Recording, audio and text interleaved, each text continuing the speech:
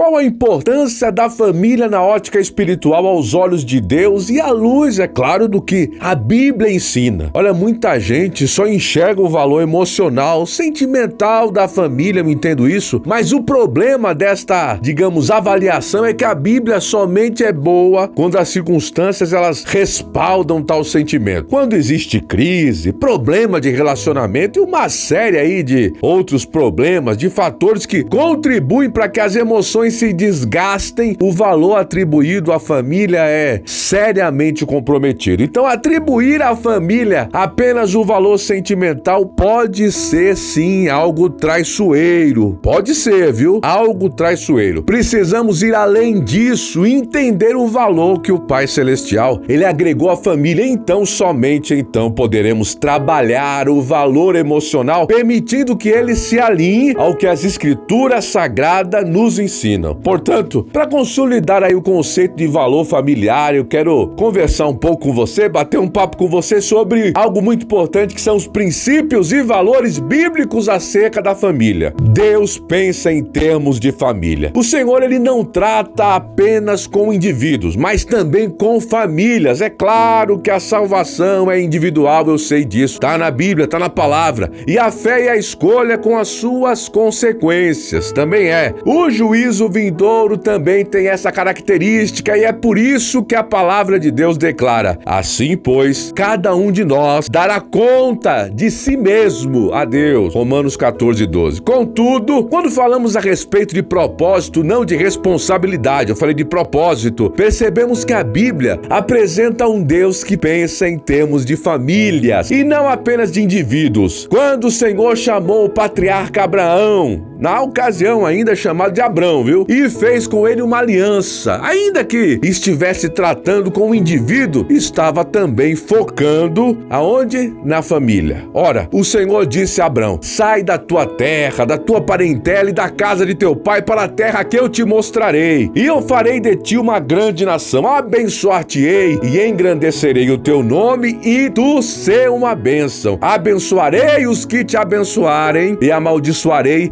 aqueles que te amaldiçoarem. E em ti serão benditas todas as famílias da terra. Isso está em Gênesis capítulo 12, do 1 ao 3. Confere aí. Observe que o Senhor fala de multiplicar a família de Abraão com o propósito de abençoar todas as famílias da terra. Ou seja, Deus está prometendo abençoar uma família para, através dela, poder abençoar todas as demais famílias do planeta em todas as épocas. Aleluia! É evidente que o Criador, em seus planos e propósitos para a humanidade, ele pensa aí em termos de família. Encontramos esse padrão salvação individual e propósito familiar nas histórias bíblicas. Basta recordar o que aconteceu com Noé. Olha só. Pois eis que eu trago dilúvio sobre a terra para destruir de debaixo do céu toda a carne em que há espírito de vida. Tudo o que há na terra expirará, mas contigo estabelecerei o meu pacto. Entrarás na arca, tu e contigo teus filhos, tua mulher e as mulheres dos teus filhos. Gênesis 6, 17 e 18, confere aí. Noé chamou a atenção de Deus com sua integridade. Ele sozinho conseguiu isso, mas o livramento se estendeu a toda a sua família. Vemos o mesmo acontecendo com Ló. Veja só, presta atenção aqui. Então disseram os homens a Ló: tem mais alguém aqui? Teu genro e teus filhos, tuas filhas e todos quantos tem na cidade, tira-os para fora deste lugar, porque nós vamos destruir este lugar, porquanto seu clamor se tem avolumado diante do Senhor, e o Senhor nos enviou a destruí-lo. Tendo saído Ló, e disse-lhes: levantai-vos, saí deste lugar, porque o Senhor há de destruir a cidade. Mas ele pareceu aos seus genros com quem estava zombando. E ao amanhecer os anjos apertavam com Ló, dizendo: levanta-te, toma tua mulher e tuas duas filhas, que aqui estão, para que não pereças no castigo da cidade. Ele, porém, se demorava, pelo que os homens pegaram-lhe pela mão a ele, a sua mulher e as suas filhas, sendo-lhe misericordioso o Senhor. Assim o tiraram e o puseram fora da cidade. Quando os tinham tirado para fora, disse um deles: escapa-te, salva a tua vida, não olhes, para trás de ti, nem te detenhas em toda esta planície, escapa-te lá para o monte, para que não pereças. Está em Gênesis Gênesis 19, do 12 ao 17, confere aí também. O que podemos dizer da família de Ló? Sua mulher, ao sair de Sodoma, olhou para trás, desobedecendo a ordem divina e demonstrando saudade daquele lugar. E o que aconteceu com ela? Ela foi julgada por Deus. Seus futuros genros não creram em sua palavra ou sua mensagem e ainda zombaram dele. Suas filhas o embebedaram para cometer incesto. Pessoal, você consegue enxergar justiça na vida desses familiares? Olha, eu não consigo enxergar. Eu tenho certeza que você também não. Aliás, vale ressaltar que quem foi chamado de justo pelas escrituras foi somente o próprio Ló. Se reduzindo a cinza a cidade de Sodoma e Gomorra, condenou-as à destruição, havendo-as posto para exemplo aos que vivessem impiamente, e se livrou ao quê? Justo Ló, atribulado pela vida dissoluta daqueles perversos, porque este justo, habitando entre eles, por ver e ouvir, afligia todos os dias a sua alma justas com as injustas obras deles. Também sabe o Senhor livrar da tentação os piedosos e reservar para o dia do juízo os injustos que já estão sendo o quê? Castigados. Novo Testamento, 2 Pedro, capítulo 2, do 6 ao 9. Mas ainda que a salvação seja individual, Deus, em termos aí de propósito, também trata com as famílias. Continuamos aqui encontrando esse feito nas páginas aí do Novo Testamento. E ele nos contou como vira em pé em sua casa o anjo que lhe dissera: envia Jope e manda chamar a Simão, que tem por sobrenome Pedro, o qual te dirá palavras pelas quais serás salvo, tu e toda a tua casa. Atos 11:14. Responderam-lhe eles: crê no Senhor Jesus e serás salvo tu e a tua casa. Atos 16:30. Olha, pessoal, nós precisamos compreender esse propósito divino para a família. Entender o projeto de Deus nos ajudará a discernir, a aprender o valor que ele dá à família. E tem as bênçãos familiares. Vimos lá em Gênesis 12, de 1 a 3, que no plano de Deus, a família tanto é abençoada como também é abençoadora. O Senhor disse que abençoaria Abraão e toda a sua descendência. Família que, através da família do patriarca, todas as demais famílias da terra seriam abençoadas. Glória a Deus! É interessante notar que na Bíblia, sempre que Deus abençoa alguém, também abençoa a sua família. Vemos isso na vida de Potifar, o capitão lá da guarda de Faraó. Desde que o pôs como mordomo sobre a sua casa e sobre todos os seus bens, o Senhor abençoou a casa do egípcio por amor o quê? De quem? De José. E a bênção do Senhor estava sobre tudo que tinha, tanto na casa como no campo. Gênesis 39:5. Também vemos o mesmo com as parteiras que, por temor a Deus, desobedeceram a ordem de Faraó de lançar no rio Nilo os recém-nascidos dos hebreus que eram do sexo masculino. Também aconteceu que, como as parteiras temeram a Deus, ele lhes estabeleceu as casas. Êxodo 1, capítulo 1, versículo 21. As escrituras também enfatizam isso acerca de Obed-edom. Gosto muito desse texto. E ficou a arca na casa de Obed-edom 3 meses. O gitita, né? E o Senhor o abençoou e a toda a sua casa. 2 Samuel 6:12. Há uma evidente relação entre as bênçãos divinas e a família. Uma das primeiras bênçãos mencionadas como consequência da obediência do Senhor em Deuteronômio 28 é: bendito o fruto do teu ventre. Está no versículo 4. Olha o que diz o Salmo 128. Bem-aventurado todo aquele que teme ao Senhor, anda nos seus caminhos, pois comerás do trabalho das tuas mãos, feliz serás e te irá bem. A tua mulher será como a videira frutífera no interior da tua casa, os teus filhos como plantas de oliveira ao redor da tua mesa. Eis que assim será abençoado o homem que teme ao Senhor. Salmo 128, do versículo 1 até o 4. Deus fala de prosperidade material e da família. E depois de falar da bênção sobre a família de quem teme ao Senhor, o salmista enfatiza, ele bate ali forte, viu? Assim será abençoado o homem que teme ao Senhor.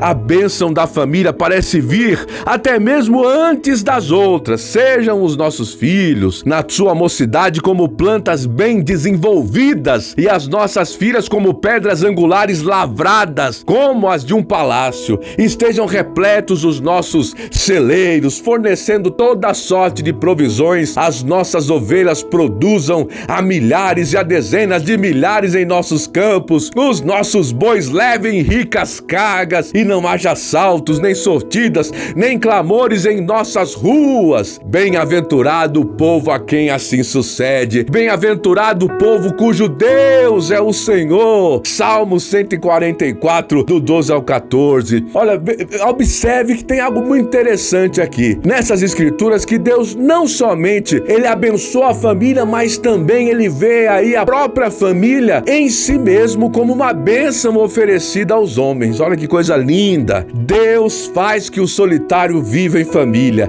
Ele liberta os presos e os faz prosperar, mas os rebeldes habitam em terra árida. Salmo 68, 6. Ele faz com que a mulher estéril habite em família e seja alegre mãe de filhos. Louvai o Senhor. Salmo 113, versículo 9. Olha quanto texto bom. Durante muito tempo, muitos acreditaram que o Senhor abençoava a família porque ela era importante para nós. Portanto, como forma de nos agradar pelo valor que nós damos à família, o Pai Celeste simplesmente a abençoava. Contudo, Deus não abençoa a família apenas por ser importante para nós. Olha que coisa. É muito mais do que isso. Uma vez que a família é importante para Ele e as bênçãos prometidas em todo o tempo sobre as famílias somente fortalecem esse conceito. E tem aí os mandamentos familiares, viu? Além das bênçãos sobre a família que revelam o quanto o Senhor a aprecia e quer que vivamos o seu melhor, encontramos na palavra de Deus também a questão dos mandamentos familiares. Desde que instituiu a família, o Criador a protegeu, dando aos homens leis que deveriam proteger a instituição chamada família. Nos 10 mandamentos temos 2 deles diretamente ligados à questão familiar: a ordem de honrar os pais e a de não adulterar, sem contar o de não cobiçar a mulher do próximo. As Sagradas Escrituras estão repletas aí de mandamentos, viu? De mandamentos familiares, ordens divinas acerca da vida familiar. Esses mandamentos, se obedecidos,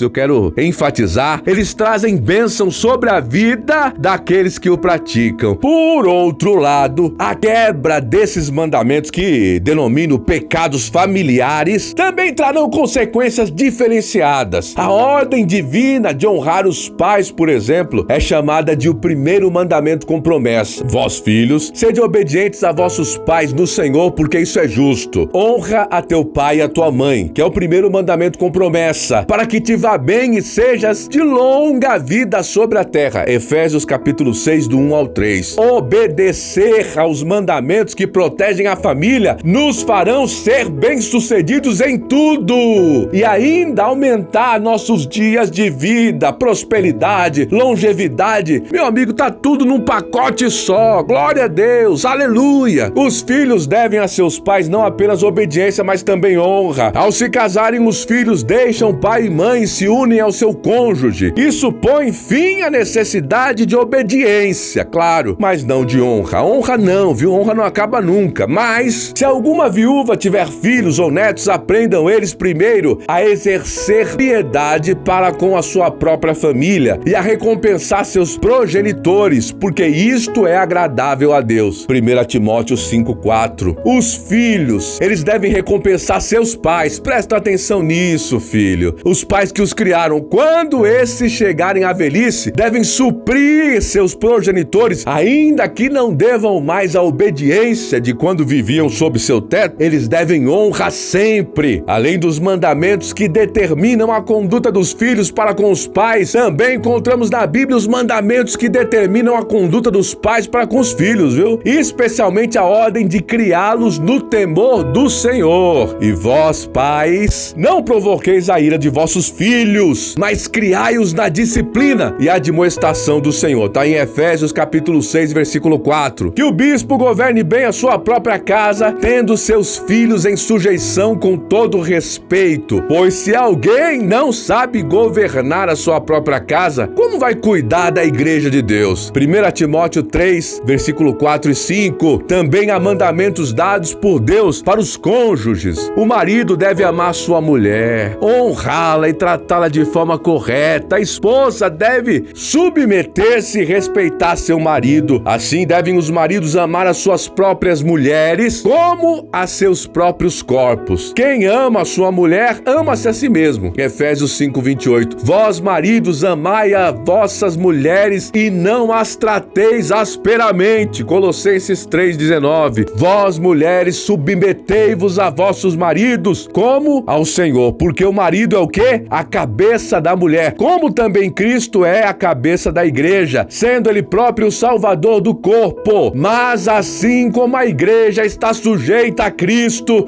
assim também as mulheres o sejam em tudo a seus maridos. Efésios 5, do versículo 22 ao 24. Não dá pra falar muito sobre esse texto específico, depois a gente pode falar lá na frente, tá certo? Ok? Sobre sujeição aí. Mas e a família em nossa escala de valores? A escala de valores aí de muitos cristãos está completamente desordenada, desalinhada. Alguns estão vivendo de modo assim desordenado mesmo, viu? Porque não fazem a menor ideia do que as escrituras ensinam, sabe, a respeito desse assunto. Outros porque, mesmo tendo os valores e prioridades devidamente ordenados no conceito aqui dentro, na mente, mental, eles não conseguem mantê-los na prática, não pratica. Para quem deseja viver no lugar correto de importância, a família atribuída por Deus, a primeira coisa, a primeira a ser feita é conhecer a escala de valores do ponto de vista de Deus, ou seja, aquilo que a Bíblia ensina. Depois é lutar para fazer funcionar, porque não adianta nada conhecer algo e não botar em prática, tem que praticar. Deus em primeiro lugar. Não há nada, absolutamente nada que possa ocupar o primeiro lugar da nossa vida a não ser o Deus. Não tem jeito. O mandamento dado a Moisés foi lembrado e enfatizado pelo próprio Senhor Jesus. Aproximou-se dele um dos escribas que os ouvira discutir e, percebendo que lhes havia respondido bem, perguntou-lhe: qual é o primeiro de todos os mandamentos? Respondeu Jesus: o primeiro é: ouve, Israel, o Senhor nosso Deus é o único Senhor. Amarás, pois, ao Senhor teu Deus de todo o teu coração, de toda a tua alma e de todo o teu entendimento e de todas as tuas forças. E o segundo é este: amarás ao teu próximo como a ti mesmo. Não há outro mandamento maior, superior do que esses. Está lá em Marcos, no capítulo 12, do 28 ao 31. Amar ao Senhor de todo o nosso coração, alma, entendimento e forças é colocá-lo em primeiro lugar nas nossas vidas. Jesus deixou bem claro a qualquer que quisesse segui-lo como discípulo que deveria reconhecê-lo em primeiro lugar em suas vidas, na frente das pessoas que normalmente nos são as mais amadas e queridas. Se alguém vier a mim e não aborrecer pai e mãe, a mulher e filhos, a irmãos, irmãs e ainda também a própria vida, não pode ser meu discípulo. Quem não leva a sua cruz e não me segue, não pode ser meu discípulo. Assim, pois, todo aquele dentre vós que não renuncia a tudo quanto possui, não pode ser meu discípulo. Está em Lucas, lá 14, capítulo 14, 26, 27 e o versículo 33. O Senhor deve estar à frente dos pais, cônjuge, filhos e qualquer outro familiar. Ele deve ser o primeiro valor em nossa lista ou escala de prioridades. Deve vir antes aí de nossa própria vida. Deve vir antes de nossos bens ou qualquer outra coisa. Tem gente que ama mais o carro do que Deus. Meu Deus do céu. Quando falamos sobre Deus vir antes, não é porque as outras coisas não têm mais lugar em nossas vidas. Tem sim, tá? Apenas elas vão vir depois. Por exemplo, se o cônjuge incomodado com a minha fé me dá um ultimato e me manda escolher entre ele ou o Senhor, me dispõe a estar em acordo. 1 Coríntios 7:5. Como declarou D.L. Moody, o grande evangelista, acredito que a família foi estabelecida muito antes da igreja e o meu dever é primeiro com minha família. Não devo negligenciar minha família. Veja o que as Sagradas Escrituras ensinam acerca do lugar da família na nossa escala de valores. Mas, se alguém não cuida dos seus, especialmente dos de sua família, tem negado a fé e é pior que um incrédulo. 1 Timóteo 5:8. Não há dúvida de que a família é nossa segunda prioridade depois de Deus. Se alguém negligenciar sua família por causa da igreja, do ministério ou de qualquer outra coisa, por mais espiritual que pareça estará contra a palavra de Deus. Isso aí é fato. Paulo disse que tal pessoa está negando a fé e é pior do que o incrédulo. Agora veja aqui,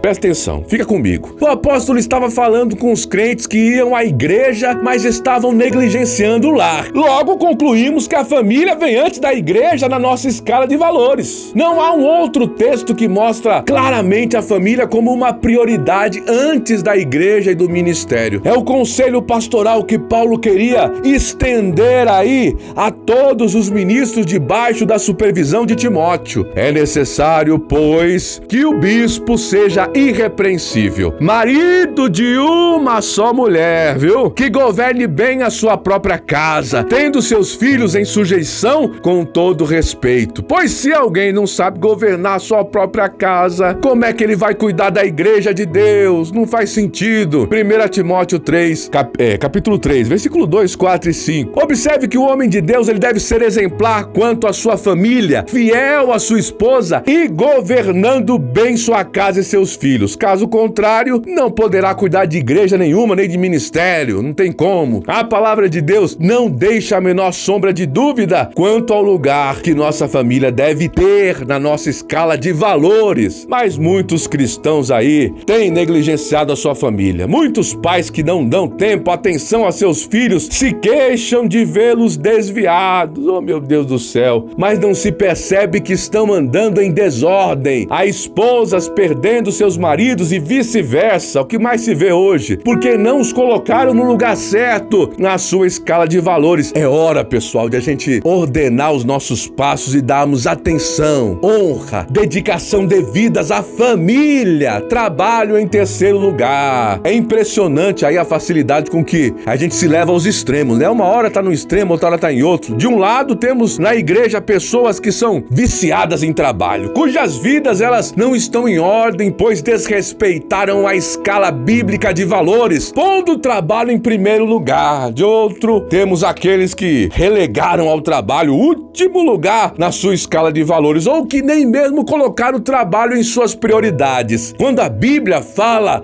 daquele que não cuida da sua família, sendo pior do que o descrente, como nós já lemos aí 1 Timóteo 5,8. Está falando nesse contexto aí sobre o sustento material, viu, pessoal? É isso mesmo, sobre provisão das necessidades físicas. Um cristão que não leva a sério o trabalho ao ponto de deixar sua família passar necessidade, ele está violando aí os dois valores mais importantes que vêm logo depois de Deus. O trabalho é uma ordem bíblica, é o meio do homem sustentar sua casa e viver dignamente. Além disso, por meio do seu ganho, ele também vai poder servir ao reino de Deus e ao necessitado. Aquele que furtava, não furte mais, antes o quê? Trabalhe, fazendo com as próprias mãos o que é bom, para que tenha com que acudir ao necessitado. Tá lá em Efésios, capítulo 4, versículo 28. A Bíblia também diz que aquele que não trabalha está andando desordenadamente, fora do plano divino, porque quando ainda convosco vos ordenamos isso: se alguém não quer trabalhar,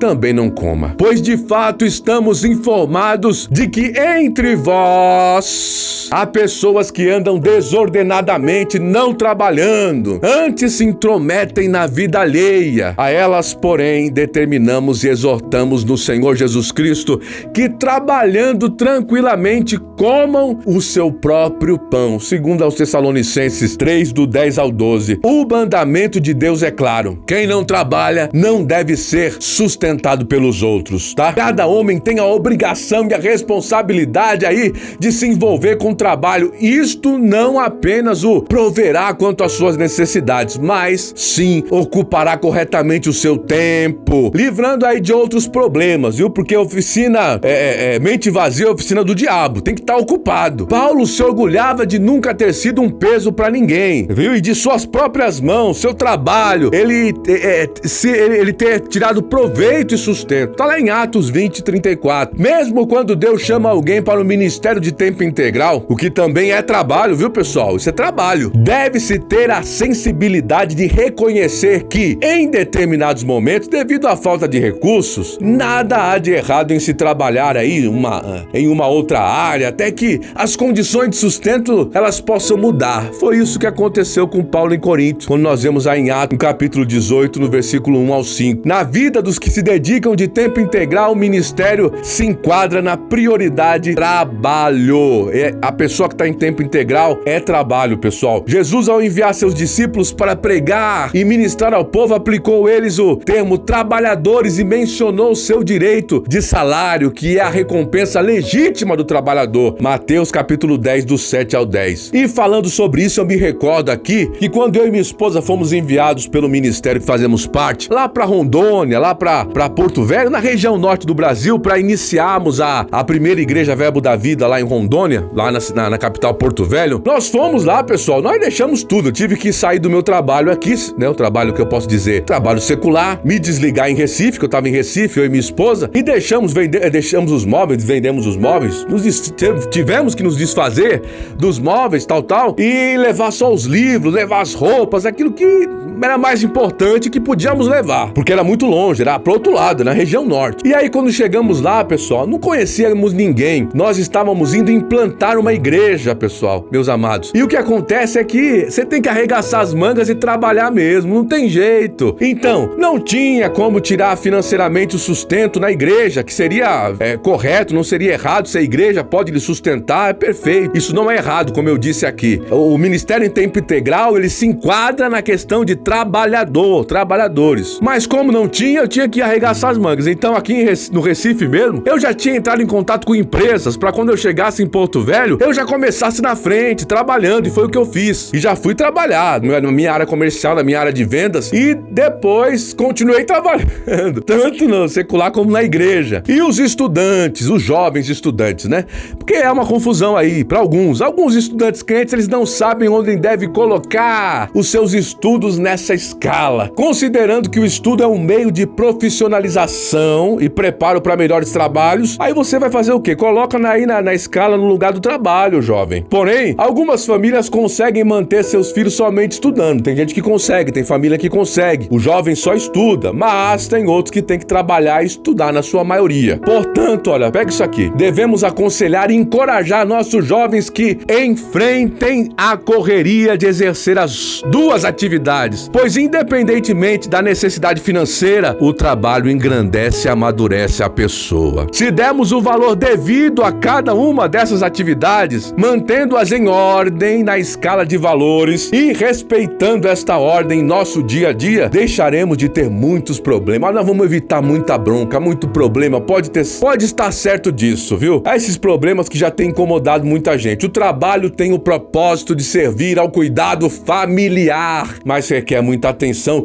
e equilíbrio da nossa parte, uma vez que alguns, por se dedicar demais aí ao trabalho, tem gente que exagera mesmo, viu? Acabam perdendo a própria família da qual deveriam cuidar, por causa do trabalho, por trabalhar demais, enquanto outros, por sua vez, negligenciam o cuidado básico. Então, meus irmãos, todo extremo é beira, não vá para os extremos. Então você deve sim trabalhar, você deve encorajar o jovem, o seu filho jovem, a trabalhar e estudar, sim, porque isso vai dignificar a vida dele, vai trazer amadurecimento para a vida dele. E você não deve somente trabalhar também, eu tenho que trabalhar e deixar de cuidar da família, que é o bem mais precioso. Eu sei que você viu muita coisa boa aqui nesse vídeo, e olha, o que você vai fazer? Você tem que compartilhar, passa em sua frente. Tem muita gente perecendo sem saber desse tipo de conteúdo, sem entender, sem conhecer esses fatos que estão na Bíblia, e por causa disso estão com a vida completamente desalinhada, assim, ó, sabe, desordenada, porque não conhecem essas coisas. Você viu quanto texto da Bíblia nós citamos aqui? Quanta coisa boa, que conteúdo de estudo maravilhoso, e a unção está na palavra. Há uma unção poderosa aqui, que eu tenho certeza que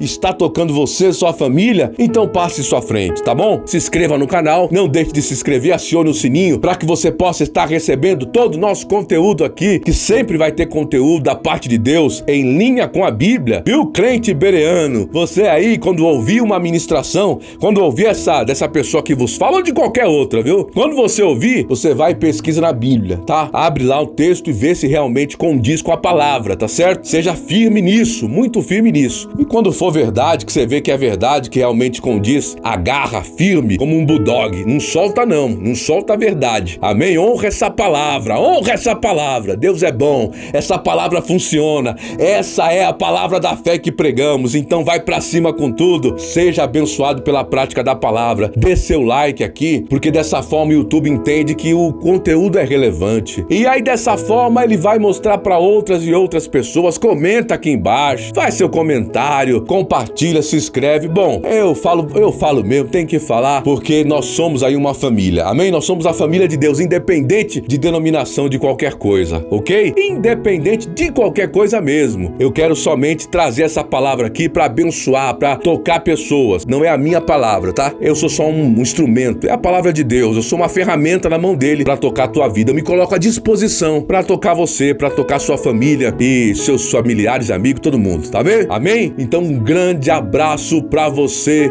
e seja abençoado aí pela prática da palavra de Deus. Um grande abraço e shalom, até mais.